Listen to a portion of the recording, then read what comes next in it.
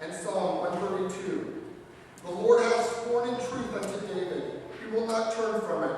Of the fruit of thy body will I set upon thy throne. It was this promise and others which our Lord Christ interpreted for the disciples out of Moses and the prophets, so that the scriptures, before like flint and obscure gloom, now became sure light and fire to set their hearts burning. My curiosities concerning the location of Emmaus and Cleopas' companion are more difficult.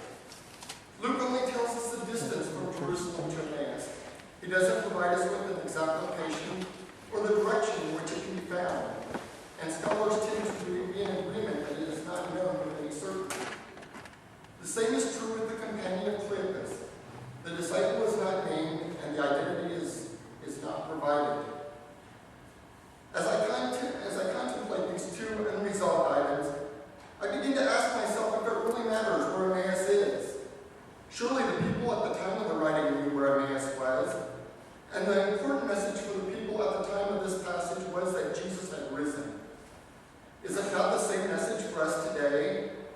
And for us, our Emmaus could be right here today. Our Lord Jesus Christ was raised from the dead.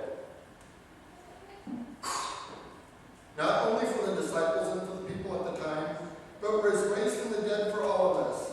Through Luke's message, each one of us is a companion to Cleopas, witnessing firsthand the appearance of Christ after his resurrection. Each of us have the right to claim our place on our own road to Emmaus. Jesus had provided the disciples with the foretelling of his resurrection, but as they listened on the road to Emmaus, they still were unable to see.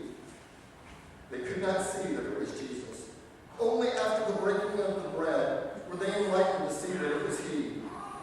Each person who witnessed our Lord Jesus Christ resurrected from the dead made sure that the original promise was not forgotten and witnessed that this promise was fulfilled.